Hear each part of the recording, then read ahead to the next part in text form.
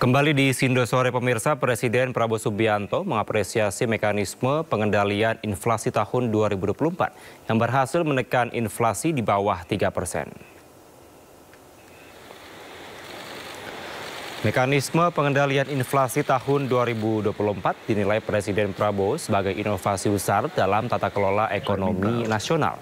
Presiden menekankan kunci utama pengendalian inflasi di masa depan adalah swasembada pangan dari tingkat nasional hingga daerah. Prabowo juga mengapresiasi langkah beberapa daerah yang sudah menjalankan gerakan tanam serentak dalam meningkatkan ketahanan pangan nasional.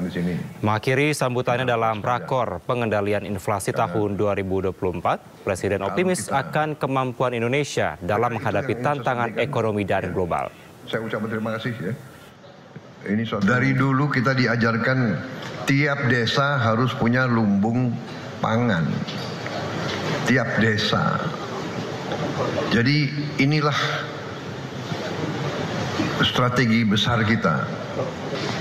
Tetapi secara keseluruhan sebetulnya inflasi kita yang dalam kondisi sekarang saya kira sudah cukup bersyukur kita. Di bawah 3% inflasi, saya kira sudah sesuatu yang prestasi. Dan saya katakan di sini, kita harus waspada.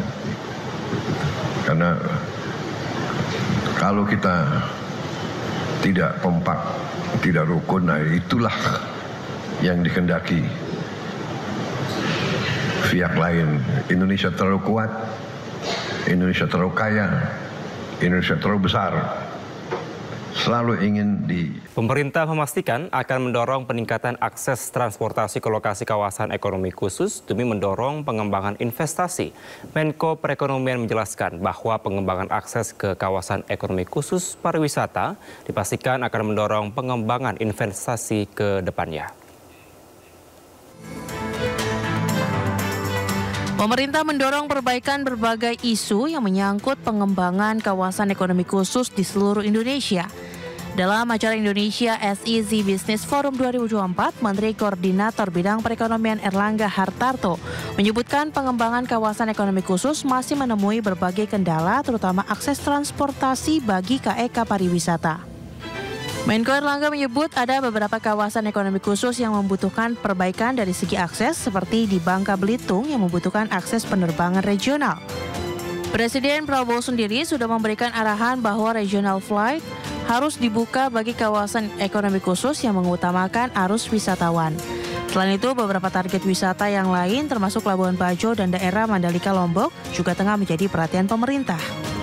Target wisata yang lain termasuk Labuan Bajo, termasuk juga di daerah Mandalika Lombok. Jadi beberapa akses daripada pesawat internasional untuk bisa langsung masuk, sehingga dengan demikian turisme itu bisa didorong di beberapa kawasan-kawasan pariwisata termasuk KEK. Di sisi lain, Erlangga memastikan bahwa pihak pemerintah terus mengajak investor yang hadir untuk mengembangkan kawasan ekonomi khusus pariwisata tersebut. Tercatat pemerintah telah membangun sekitar 24 KEK yang tersebar di berbagai sektor, termasuk senilai Rp242,5 triliun dengan 151.000 tenaga kerja dan 394 pelaku usaha hingga November 2024.